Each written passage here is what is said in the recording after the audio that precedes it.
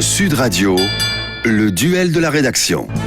Ils sont pas là, bordel d'Armand. Oh, ils ont fait le pont. À 8h43, ils dorment encore. Pour une fois. Mais c'est pas coutume. Mais le duel du grand matin est confié à deux invités. Philippe, Jean Messia, délégué national du Front National. Bonjour et bienvenue. Bonjour. Et puis, de l'autre côté, en face de vous, il y aura Pierre-Henri, directeur général de France Terre d'Asile. Bonjour. Bonjour.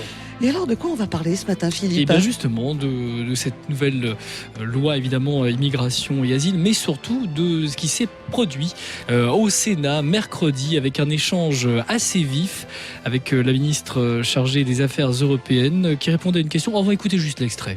Lorsque l'on arrive du Sud-Soudan, on peut décider de faire du shopping de l'asile et trouver qu'on est mieux en Suède qu'en Italie, mais enfin tout de même.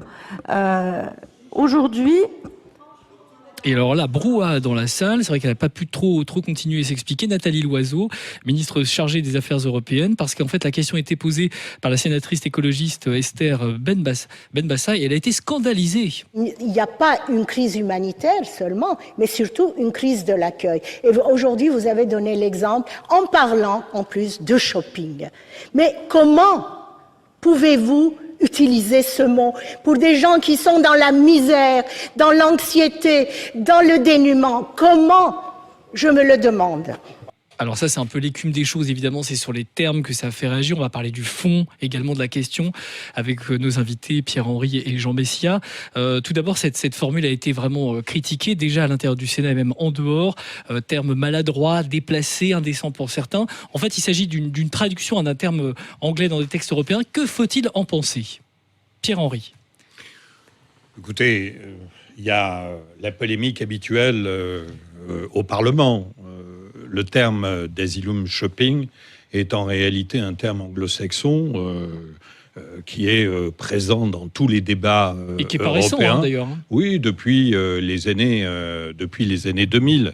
Après, je crois que la ministre a reconnu elle-même son erreur et qu'elle ne connaît pas véritablement très bien le terrain. Parce que il est évident que si, par exemple, elle va à la porte de la Villette, où se trouvent plus de 1500 personnes entassées dans des conditions absolument lamentables, elle verrait que les personnes qui viennent du Soudan et qui fuient des situations de guerre, qui viennent d'Érythrée, qui fuient une dictature, ne sont pas là pour faire du shopping, mais tout simplement pour avoir accès à leurs droits selon les textes européens, la Convention de Genève, la Convention européenne des droits de l'homme, et pour simplement demander l'asile. Donc c'est très décalé, cette polémique, par rapport à la réalité que vous pouvez constater, vous, sur le terrain, directeur général de France Terre d'Asile. Jean Messia, c'est vrai que cette formule est très maladroite.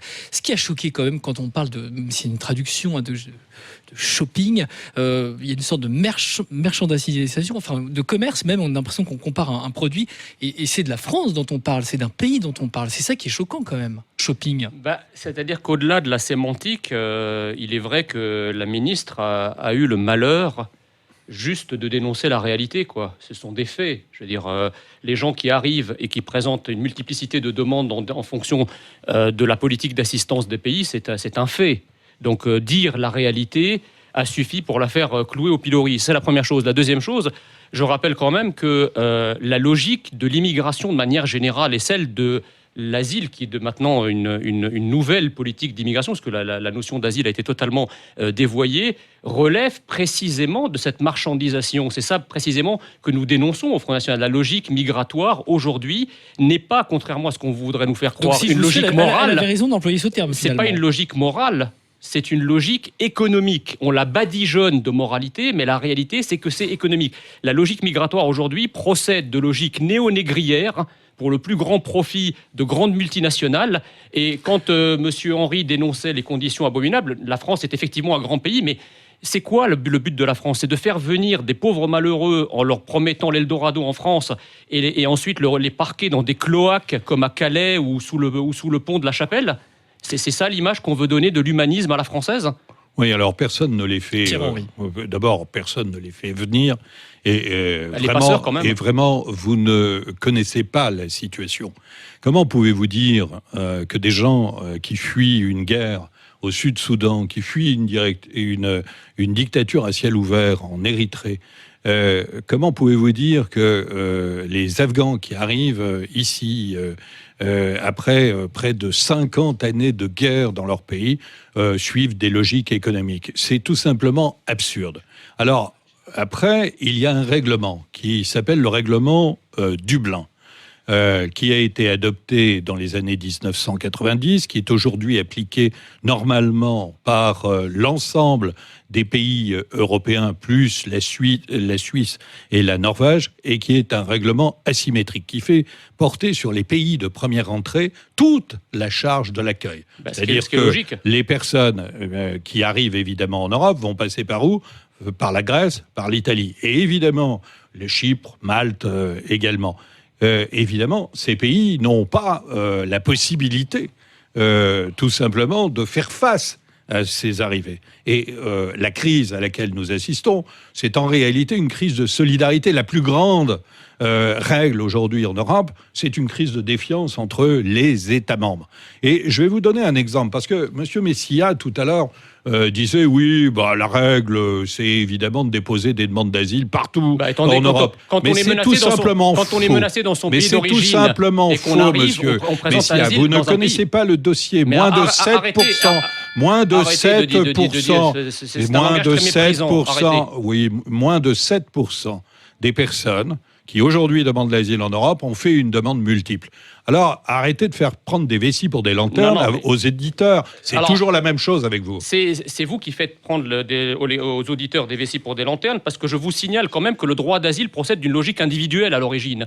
Or, lorsque vous parlez d'Érythréens, d'Afghans, d'Éthiopiens... J'adore quand vous me donnez des leçons c'est une logique de peuple. Sur l'asile. C'est une logique de... Oui, justement, parce que ça a été dévoyé. Quand vous avez plus de 100 000 demandes d'asile qui sont déposées, c'est plus de l'asile, monsieur Henry. C'est plus de l'asile. C'est vous qui en déterminez? C'est plus de l'asile. Monsieur, c'est l'Office français de protection des réfugiés et des apatrides qui donne le statut. Personne d'autre. Et ce sont des officiers de protection. Ce sont des fonctionnaires. Les immigrés qui arrivent en France sont là pour profiter de l'État-providence. Et ils adoptent le langage des victimes. Vous croyez qu'on traverse la Méditerranée pour venir chercher... Messieurs, on veut vous écouter tous les deux. On veut vous écouter tous les deux. On peut en placer une quand même, parce que j'ai en face de moi un docteur qui sait tout et qui me prend de très haut, alors que c'est quand même des problématiques non seulement que je sais, mais dont une certaine partie de ma famille a vécu. Donc c'est vrai, monsieur, vous êtes né égyptien dans une famille copte, et comme toujours, c'est les derniers qui arrivent qui ferment la porte. Ah, mais ça, j'ai déjà entendu, celle-là, il va falloir trouver autre chose. S'il vous plaît, on va rester quand même courtois. La logique de l'asile a été dévoyée. C'est très courtois ce que je dis. C'est une réalité. Oui, c'est une réalité, mais je ne vais pas fermer la porte. Qu'est-ce que vous promettez à ces gens-là, monsieur? Mais moi, je leur promets rien du tout, monsieur. Moi, je fais appliquer une convention qui s'appelle la Convention de Genève. Elle a été totalement dévoyée, vous le savez très bien. J'ai une question. Le but de l'asile, ce n'est pas d'accueillir des peuples, parce qu'on ne peut pas accueillir des peuples. On n'accueille pas des peuples, monsieur. Et on les individualise de manière artificielle.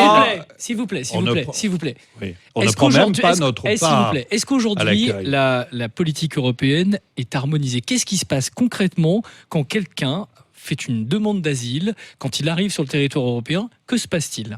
C'est très simple. Il met ses doigts dans une machine qui s'appelle Eurodac, et on va prendre son empreinte. Et à partir de là... Quel que soit l'endroit où il arrive. Oui, bien sûr, en Europe. Et à partir de là, c'est le pays de première entrée qui, normalement, doit... Alors ça peut être par exemple l'Italie. Ça peut être l'Italie, c'est souvent l'Italie, quand on vient de Libye. Après, que se passe-t-il? Eh bien, normalement, c'est à l'Italie d'examiner sa demande d'asile. Est-ce que cette personne fait son shopping, choisit son pays? Mais évidemment que non. Simplement, l'Italie, aujourd'hui, qu'est-ce qu'elle fait? Qu'est-ce qu'elle fait marginalement? Marginalement, monsieur. 7% des demandes sont multiples. Simplement, vous arrivez en Italie, aujourd'hui, l'Italie vous dit circuler. circulez parce que je ne suis pas. Ne restez pas dans ce pays, allez plus au nord, parce que tout simplement, j'ai pas les moyens de vous accueillir. Et donc, à partir de ce moment-là, vous avez des dizaines de milliers de personnes qui sont en errance sur le territoire européen et qui ne correspondent à aucune de nos catégories juridiques. Et c'est ce qui nous met aujourd'hui en difficulté. Et c'est cela qu'il faut régler. Est-ce que je vous ai laissé développer votre propos, vous allez me laisser maintenant parler, d'accord ? Peut-être. Bon, non, vous allez me laisser parler, parce que si je ne peux pas parler, Attendez, c'est le but du duel. On vous écoute, Jean Messia. La question de l'asile, c'est pas une question technique. C'est pas une machine, des dépôts de dossiers, etc.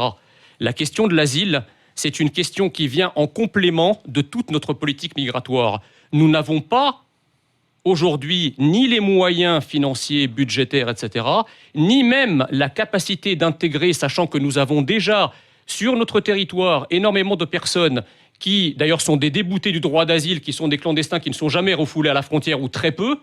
Nous n'avons pas les moyens de recréer un nouveau canal migratoire qui s'appelle le droit d'asile, parce qu'entre les années 50, à la suite de la Convention de Genève, où la France accueillait 200 ou 300 personnes qui étaient de vraies victimes de dictature, et aujourd'hui, où le droit d'asile dépasse les 120 000, on va me faire croire que 120 000 personnes, aujourd'hui, viennent persécutées par leur État. Ça n'est pas vrai. Ils ont des récits, mais on n'est pas obligé de les croire, puisqu'ils savent très bien qu'aujourd'hui, le langage de la victime est le langage du maître. C'est ça la question. Jean Messia, on vous a entendu. Pierre-Henri, quelle est la politique de la France par rapport à cet afflux de demandes ? D'abord, nous ne sommes pas dans un afflux de demandes. La France est 17e en Europe en matière d'accueil par rapport à la population. Je vous rappelle... Le premier pays, c'est l'Allemagne ? Oui, bien sûr, c'est l'Allemagne. Alors, en termes relatifs, c'est l'Allemagne, c'est l'Italie et ensuite c'est la France, avec près de 100 000 demandes. Mais nous ne sommes pas submergés. La question, elle n'est pas là. Ou quoi ? Et aujourd'hui, sur les 100 000 personnes qui ont demandé l'asile, environ 43 000 l'ont obtenu. Alors, il y a un sujet. Il y a un sujet qui est effectivement les personnes qui ne l'obtiennent pas. Que deviennent-elles ? On va pas développer ce sujet maintenant parce qu'on n'a pas le temps. Juste pour conclure. Et en l'occurrence, non, ce n'est pas ma logique. Vous la connaissez pas. La polémique. Ce terme shopping de l'asile était-il maladroit ou correspond-il à une réalité, oui ou non, simplement ? Pour moi, il correspond à une réalité. Et d'abord, Monsieur Henry a rappelé d'abord que c'était une sémantique britannique anglo-saxonne, mais il correspond à une réalité. Hélas.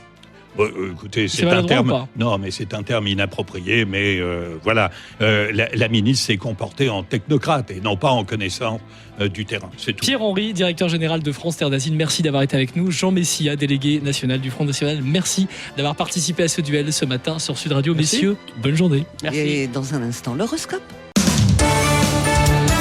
Le grand matin Sud Radio.